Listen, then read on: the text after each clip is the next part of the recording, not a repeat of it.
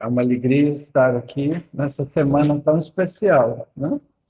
Esse mês, ele tem uma magia diferente, uma vibração diferente, e nessa semana, mais ainda, porque todos nós, não que a gente não pense em Jesus todos os dias, né? Durante o ano, mas com toda certeza, no mês de dezembro, isso é mais forte em nós, é mais forte em todos nós, e por pensarmos mais também, nós vibramos mais amor, mais perdão, mais positividade, mais harmonia, mais família, e parece que é como diz, uma alma que ora sozinha, ela acende uma lâmpada, mas quando muitas almas oram juntos, fachos de luzes são acesos, né?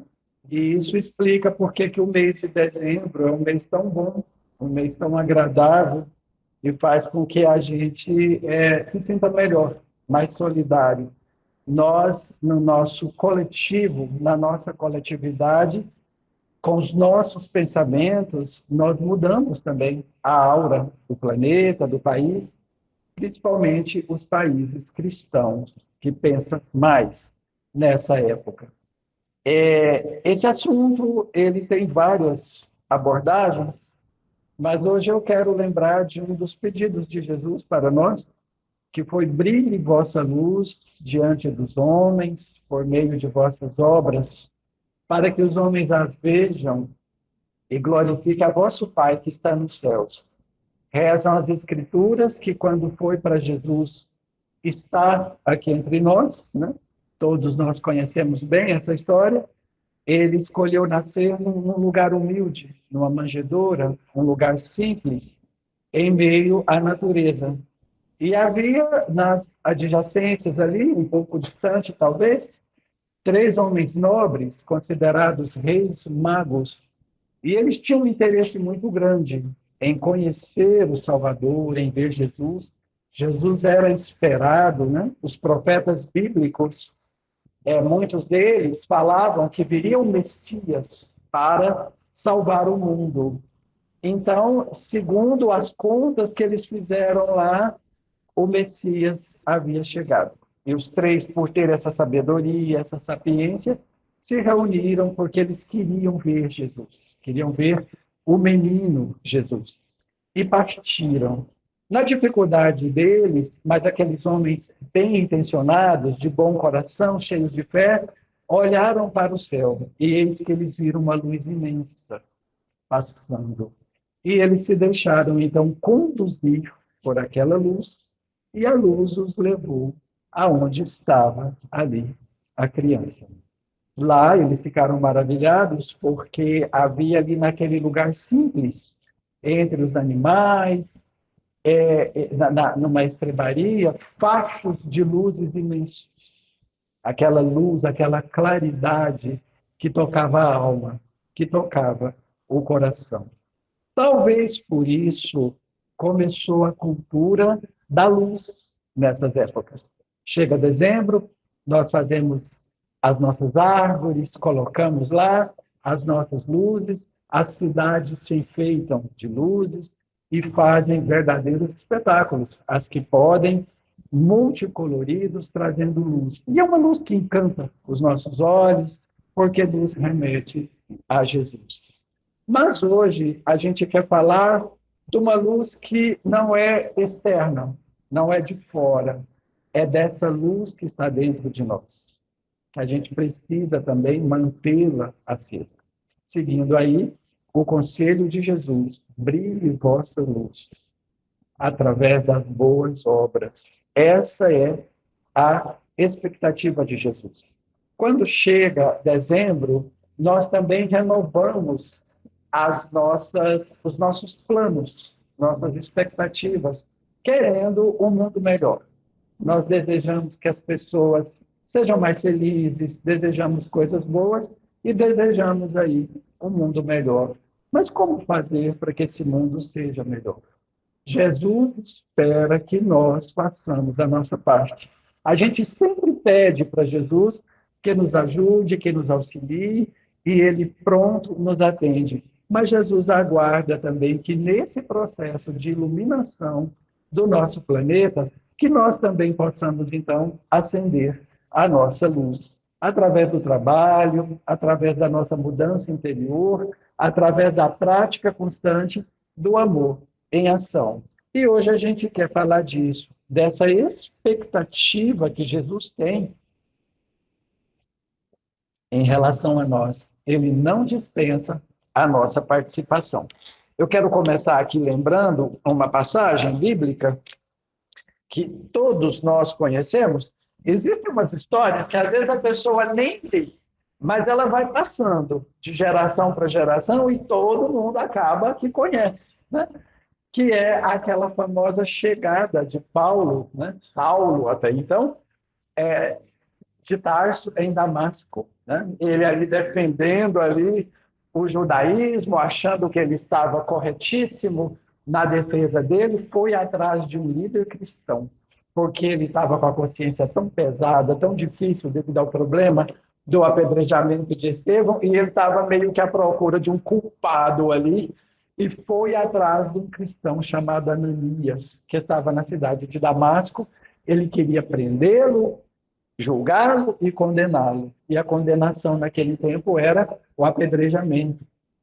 Então lá vai Paulo, né? Saulo, até então, para Damasco, acompanhado de 2 homens. Todos nós conhecemos essa história.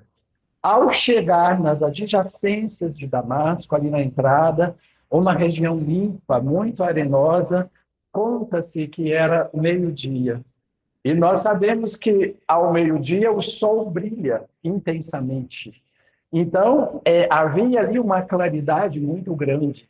Quem quiser conhecer essa história com maiores detalhes, se ainda não leu a obra Paulo e Estevão, de Chico Xavier e Emmanuel, está perdendo. Porque ali, se a gente quer conhecer a história do cristianismo, a gente precisa ler aquela obra.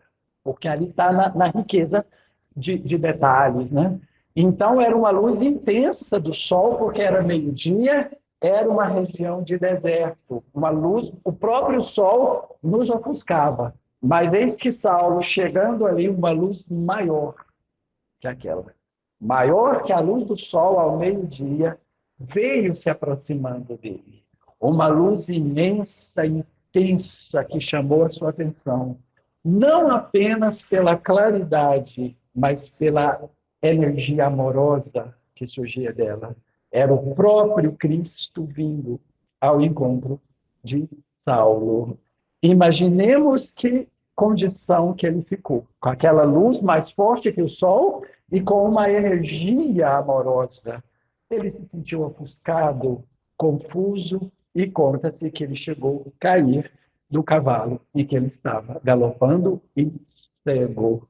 Mas naquele momento também ele ouve a famosa pergunta que todos nós temos na ponta da língua. O Cristo disse a ele: Saulo, Saulo, por que me persegues? Mas naquele momento ali também ele entendeu que ele estava diante do Cristo, a quem ele perseguia, a quem ele maltratava, judiava, torturava, por meio dos cristãos, por meio dos seguidores de Jesus. E aí todo aquele preconceito que ele tinha, toda aquela defesa do que ele era judeu, fariseu, né? Emmanuel fala que o castelo do farisaísmo naquele momento ali desaba, porque ele se encontra diante da luz de Jesus, diante do amor de Jesus, e ele não tem mais dúvidas, porque ele também acreditava que viria um Salvador, né? E ele só diz o seguinte: cego, ajoelhado, humilhado, Senhor, o que queres que eu faça? Né? E ele é levado, então, para a cidade de Damasco, pelos os 2 homens que o acompanhavam. Mas eu quero chamar a atenção aqui para um outro personagem. É justamente o personagem que ele foi lá para prendê-lo, que é Ananias. Eu peguei o Atos dos Apóstolos, bíblico, que está um pouquinho mais resumido, fica mais fácil para nós. Em Damasco havia um discípulo de nome Ananias. O Senhor o chamou numa visão. Ananias, ele respondeu: aqui estou, Senhor. Essa deve ser a nossa postura, quando Jesus nos chama por meio da necessidade de um irmão nosso, que a gente diga, estou aqui, Senhor, né? Que a gente não fuja da nossa tarefa. O Senhor lhe disse, levanta-te, vai à rua chamada direita e procura, na casa de Judas, por um homem de Tarso, chamado Saulo. Ele está em oração e acaba de ver, em visão, alguém que se chama Ananias entrar e impor-lhe as mãos para que recupere a vista. Ele estava cego, mas estava em oração e teve essa visão por meio da mediunidade, né? Que um certo Ananias iria ao encontro dele e iria auxiliá-lo, né? Ananias se levantou. Aí a gente continua aqui. Vai, porque este homem é um instrumento que escolhi para levar o meu nome às nações pagãs e aos reis, e também aos israelitas. Aqui se refere à tarefa dele, que todos nós conhecemos, que ele, embora não tenha pertencido aos 12, ele foi o maior pregador da doutrina de Jesus, depois da sua conversão. Oi? Então Ananias saiu, entrou na casa e pôs-lhe as mãos, dizendo: Saulo, meu irmão. Ele sabia que o Saulo tinha ido lá para pegá-lo, para prendê-lo e para condená-lo. Mas ele foi em nome de Jesus e disse: Saulo, meu irmão. Né? O Senhor Jesus, que te apareceu quando vinhas pela estrada, mandou-me aqui para que tu recobres a vista e fiques cheio do Espírito Santo. Imediatamente caíram dos olhos de Saulo como que escamas, e ele recobrou a vista. Ananias também, por meio da mediunidade curadora, fez com que Saulo recuperasse a vista. A nossa reflexão é esta: por que que o próprio Jesus não curou ele? Por que que o próprio Jesus, que apareceu para ele e ele teve essa cegueira, não foi lá e o curou? Porque Jesus quer que a gente participe dessa obra de regeneração. Por isso, ele convidou Ananias para o trabalho. E Ananias foi para trabalhar com aquele irmão que ele sabia que era o seu perseguidor. Quantas lições nós podemos tirar daí, né? A lição do perdão, a lição do amor, a lição do fazer o bem àqueles que nos perseguem e fazer o bem confiando que nós estamos na obra de Jesus. Jesus não dispensa a nossa participação na tarefa de regeneração do planeta. Por meio do nosso trabalho regenerador, por meio da ação que a gente faz em benefício de um irmão nosso, seja a coisa mais simples, até uma mais complexa, nós estamos trabalhando, nós estamos contribuindo com a obra de Jesus. Aqui no nosso Evangelho, segundo o Espiritismo, no capítulo 20, intitulado Os Trabalhadores da Última Hora, a gente vai ler aqui o primeiro parágrafozinho, ele diz assim: Atingistes o tempo em que se irão cumprir as coisas anunciadas para a transformação da humanidade. Nós chegamos numa fase boa de maturidade espiritual que a gente já entende que essa transformação ela depende de cada um de nós, né? Felizes serão os que tiverem trabalhado no campo do Senhor, com desinteresse e movido apenas pela caridade. Aqui chama a atenção para essa expressão aqui. Os que tiverem trabalhado no campo do Senhor. Qual é o campo do Senhor? Às vezes a gente vem para o centro para trabalhar. Eu lembro do meu pai, eu sou caçula de 7 irmãs, todas evangélicas, 2 pastoras, eu tenho 3 cunhados pastores. Eu não sei o que aconteceu, porque o meu pai era espírita, mas as moças foi dando tudo. E ele me levava para o centro e ele falava assim: vamos para os trabalhos, né? Ir ao centro para ele era ir para o trabalho, né? E muitos de nós temos essa cultura, né? vou para o trabalho. Mas o trabalho, aqui tem muito trabalho, graças a Deus, mas esse campo do Senhor não são apenas os templos religiosos. Onde nós nos encontrarmos, nós estamos no campo do Senhor. Nós vivemos numa grande empresa chamada Terra, cujo administrador é Jesus. A gente precisa ter isso em consciência. Emmanuel e Chico Xavier fala para nós no livro A Caminho da Luz que quando foi formado o planeta Terra, Jesus foi designado para tomar conta dele. Então, a gente precisa ter sempre isso em mente. A gente aqui tem presidentes, tem chefes de Estado, tem reis, temos ditadores, temos chefes mais democráticos, outros nem tanto, mas para cada país desse grande planeta, existem espíritos iluminados que foram designados para tomar conta deles. Todo país tem o seu chefe espiritual. O nosso é o anjo Ismael. Quem lê o livro Brasil, Coração do Mundo, Pátria do Evangelho, vai ver lá que foi designado o anjo Ismael para ser o nosso presidente espiritual. Então não tem nada errado. Nós é que precisamos ir acertando as coisas, porque do lado de lá, além de ter, e lá de lá, entre esses não há corrupção, não há desvio, não há briga, não tem problema, né? Por quê? Porque eles servem a um gestor maior, chamado Jesus. Então, quando a gente levanta para trabalhar, às vezes a gente levanta numa preguiça, né? Falando, oh, meu Deus, tem que trabalhar.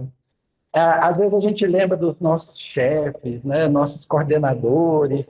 Às vezes a gente tem uns gerentes difíceis, né? Ou colegas de trabalho, quem trabalha em grandes empresas, em grandes corporações, ou às vezes até quem tem o próprio negócio, né? Tem pessoas que têm o próprio negócio. Quem são os patrões dessas pessoas? São os clientes dessas pessoas. E às vezes tem clientes que são difíceis também de lidar. E às vezes a gente fala, ai meu pai, né? Por que que eu não ganho na Mega Sena para eu não trabalhar mais, né? Mas nós temos no trabalho um excelente instrumento da nossa burilação, da nossa renovação espiritual, porque é lá que a gente vai exercitar a paciência, a tolerância, o perdão, a resignação, a humildade, de um jeito ou de outro ali, convivendo com pessoas que às vezes têm um pensamento diferente do nosso, têm uma escolha diferente da nossa, a gente vai ali se ajeitando e se melhorando, né? Mas, às vezes, a gente tem ali uma birra dos nossos chefes, nossos patrões, nossos diretores, coordenadores, e a gente precisa pensar isso. Lá no fundo, no fundo, no fundo, o meu patrão é Jesus, porque é ele que coordena isso tudo aqui. Emmanuel e Chico falam isso para nós na lição que está aqui no livro Pão Nosso, a de número 29, eles comentando sobre aquela parábola da vinha, né? Dos trabalhadores da vinha, eles dizem aqui assim, ó, porque a vinha é o planeta, e nós estamos no planeta. Então, todos nós estamos na vinha de Jesus. Por enquanto, os homens guardam a ilusão. É uma ilusão a gente achar que não trabalhamos para Jesus. De que o orbe pode ser o tablado de hegemonias raciais ou políticas. Mas perceberão em tempo o clamoroso engano, porque todos os filhos da razão, corporificados na crosta da terra, trazem consigo a tarefa de contribuir para que se efetue um padrão de vida mais elevado no recanto em que agem transitoriamente. Onde quer que estejas, recorda que te encontras na vinha do Cristo. A gente trabalha porque precisa do din-din para sustentar as nossas vidas, nossas famílias. Mas é muito mais do que isso, né? O nosso trabalho, além do nosso sustento, ele nos traz a oportunidade de convivermos melhor com os nossos semelhantes, ainda que eles tenham pensamentos diferentes. Vives sitiado pela dificuldade e pelo infortúnio, trabalha para o bem geral, mesmo assim, porque o Senhor concedeu a cada cooperador o material conveniente e justo. No nosso trabalho, o mínimo que dá para a gente fazer, se tiver muito difícil, é calar diante de uma discussão infrutífera, né? Às vezes ali no cafezinho, no momento do intervalo, começa ali as rodinhas de... Às vezes fala mal até dos próprios colegas, fala mal dos chefes, fala mal da política, da vida. Essas energias, essas vibrações, que toda fala, todo pensamento gera impactos positivos ou negativos, dependendo daquilo que a gente mexe, né? Há um texto também de Emmanuel e André Luiz que diz assim: pensamento gera palavra, palavra gera ação, ação gera destino. Então, o nosso destino, ele começa com um pensamento. Se eu penso bem, se eu penso amor, se eu penso a paz, eu estou caminhando para esse destino. Mas se o pensamento é o contrário, infelizmente também eu estou contribuindo para isso. Então, se a gente sempre pensar, não, eu estou na via de Jesus, se não der para a gente fazer nada, a gente pode calar, né? Não participar da discussão. Jesus nos convida ao trabalho sempre. E eu estou aqui falando de trabalho material, onde a gente pode dar o nosso testemunho de cristão, né? Ele disse: ide e pregai. Todos nós conhecemos essa fala de Jesus, né? Ide e pregai não é apenas vir aqui na frente e ficar falando do evangelho. Onde nós estivermos, nós podemos pregar o evangelho com o nosso exemplo, com os nossos pensamentos, com as nossas palavras, com as nossas ações. Foi ele também que disse: brilhe vossa luz diante dos homens, que foi a fala do começo, né?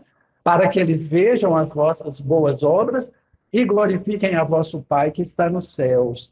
Jesus disse também: eis que vos envio. É uma fala bem conhecida dele, e uma outra assim que nos chama a atenção quando ele fala que a seara é grande, mas os trabalhadores ainda são poucos, né? Que nós possamos aí ser multiplicadores. E aí a gente lembra a questão 674 do Livro dos Espíritos, a que o Kardec e sua equipe fala assim: por trabalho a gente só deve entender o remunerado do sustento, né? Aí os espíritos disseram para ele: não, toda ocupação útil é trabalho. Então, que a gente pense nisso, que a gente pense, se não puder agir, se não puder se mexer, pelo menos ocupar o pensamento com coisas úteis, que isso aí é trabalho, e às vezes a gente consegue, né, ajudar as pessoas por meio de boas ações. Eu sei que essa casa aqui tem muitos trabalhadores, faz muita campanha, né, graças a Deus, e que continue assim, né, que seja cada vez mais. Eu quero até compartilhar com vocês uma experiência que eu vivi com um trabalho que a gente faz na região noroeste, lá para o lado, quase já acabando lá, uns bairros bastante carentes. A gente vai visitar as famílias, a gente leva, né, uma cesta básica, leva umas roupinhas e tudo, mas a gente sempre é lembrado: isso não é o mais importante. O importante é levar o evangelho, é levar a palavra do Senhor. Porque na maioria dos lares, aonde há uma carência extrema de pão material, a carência do pão espiritual ainda é maior. Não por acaso Jesus disse: buscai primeiro o reino de Deus e a sua justiça, e tudo mais vos será acrescentado, né? Mas não dá também para falar de evangelho com quem está com a barriga roncando. Então a gente tenta aí conciliar as duas coisas. Certa feita nos foi passada uma família que vivia o casal, os dois netinhos que eles cuidavam, e o filho, o pai dos netos, morava em Brasília. Ficou para eles tomar conta e a mãe não se tinha notícias dela. Eles viviam do trabalho da mãe e do pai, que era aposentado. Ele tinha sofrido um derrame. O lado dele de cá, ele não conseguia se mexer, nem a mão, nem a perna. E ele foi tomado de uma revolta muito grande. Mas a esposa comentava que ele era nervoso demais, briguento demais, e que talvez numa explosão de nervo possa ter vindo o AVC, ela não sabe se foi isso, mas o fato é que ele estava, então, impossibilitado de locomover, e a aposentadoria com os rendimentos dele estavam poucos. A gente ia, fazia o culto, ele fazia umas caras fechadas para nós, assim, mas era muito difícil. A mãe que era mais receptiva, e ele às vezes questionava, que Deus bom é esse? Olha como é que eu estou aqui, para vocês é fácil falar de Deus, né? Vocês estão aí se mexendo, né? E tudo, mas a gente com jeitinho tentava conversar, e ela falava, ele é muito revoltado, ele xinga demais, todo dia, ele anoitece e amanhece xingando, e é uma dificuldade muito grande, mas a gente pedia ela tenha paciência, e começamos ali a fazer o culto, as visitas, levávamos o que podia, e às vezes a gente fazendo um culto tão simples numa casa, a gente não faz ideia do trabalho que a espiritualidade faz ali. A gente não vê, né? É a espiritualidade que age. Jesus pede que a gente vá, mas a gente não vai sozinho. E os meses foram passando e, com muito jeito, ele acabou se modificando um pouco. A gente deu um evangelho para ele, ele lia. Às vezes, quando a gente chegava lá, ele questionava e falava: essa parte aqui eu não entendi, não. Vocês explicam aqui para mim e tudo. E foi levando assim, aí ela falava assim, vocês não pensam que ele mudou, não, ele ainda xinga, que vai dar conta, tá? Ele fica bonzinho aqui na frente de vocês. Ó, que vocês vão embora, eu vou tudo de novo, né? E assim, ele brincava muito com a gente. Com o tempo, ele passou até a fazer oração. A gente pedia ele para fazer o Pai Nosso, ele passou a fazer. E foram 3 anos assim. Até que chegou uma época, que acredito que tenha sido em setembro, nós sempre vamos aos domingos, chegamos lá, ela estava na porta, no portão, nos esperando. Ela falou, eu estava esperando vocês chegar. E a gente viu que ela estava com semblante diferente, né? Nós falamos, o que aconteceu? Ela falou, ele faleceu essa madrugada, no comecinho da noite de ontem. E o corpo está sendo velado ali na igreja, que o padre deixou, mas eu queria que vocês fossem lá fazer uma oração para ele. E eu queria dizer para vocês que está doendo a partida dele, mas eu estou muito feliz. Ele melhorou demais nesses últimos tempos, com os cultos, fazendo as orações, foi indo, ele parou de xingar. Nos últimos 2 meses, ele não xingava mais.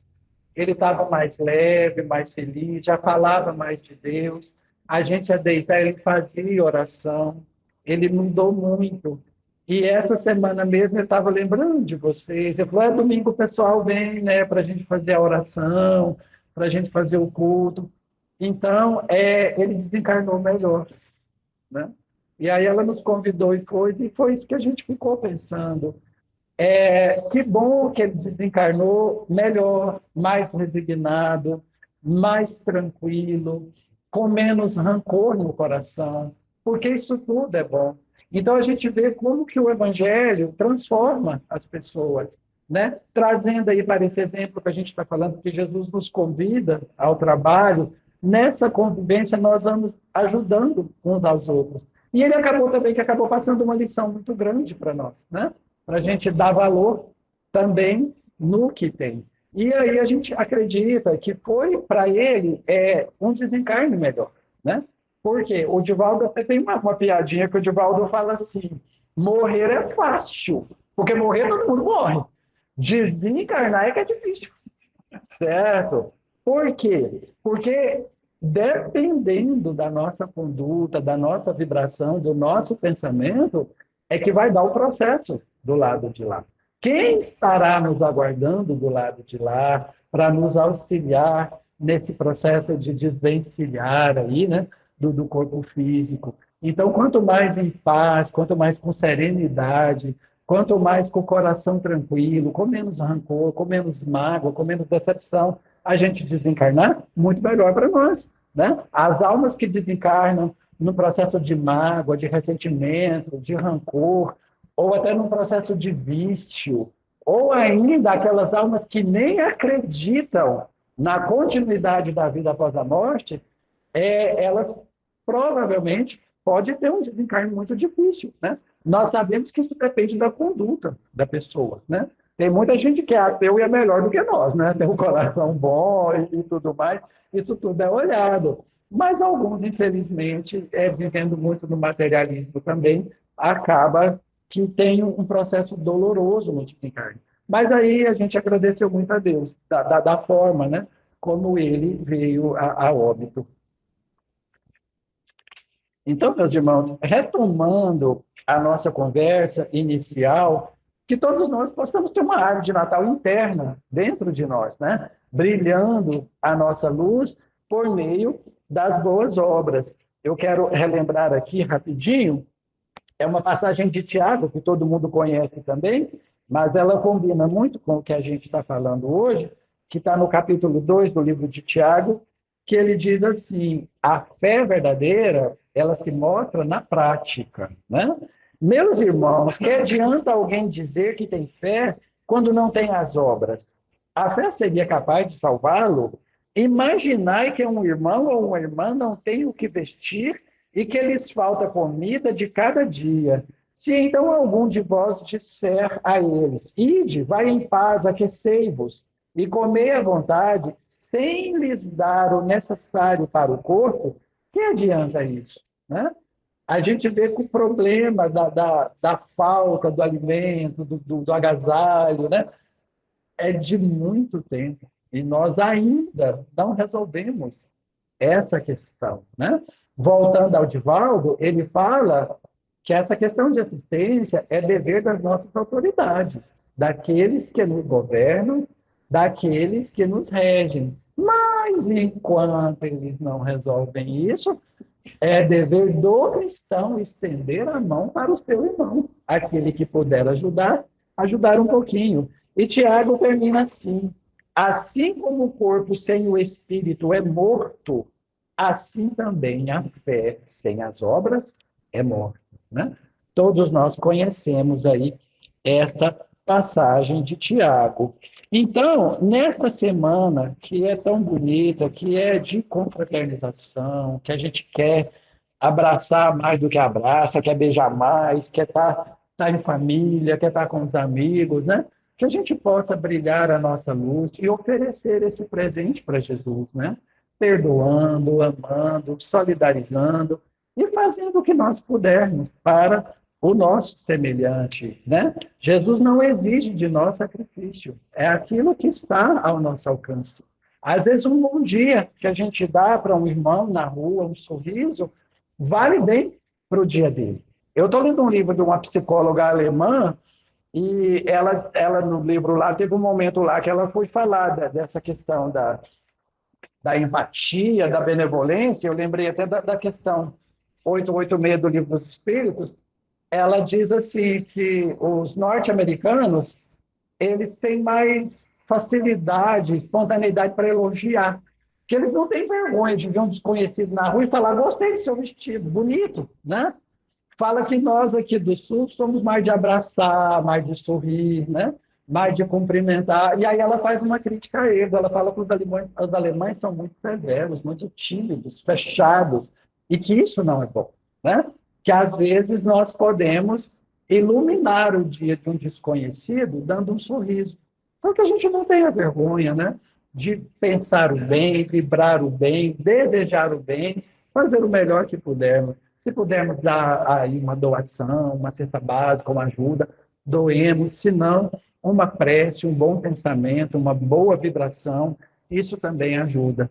Que o nosso Natal seja um Natal de muita luz externa e principalmente no nosso coração. Eu agradeço a vocês imensamente a oportunidade de ter estado aqui com vocês mais esse ano e que Jesus nos abençoe, que a gente tenha um 2023 com muito amor, com muita paz no coração, que Jesus sempre renasça no nosso coração. Muita paz e muito obrigado.